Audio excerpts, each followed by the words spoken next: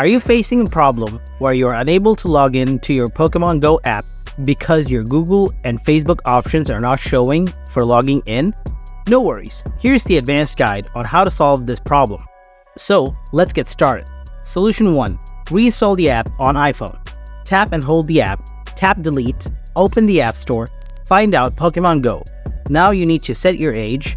Now here's the thing, you need to select or update the age up to 18 plus.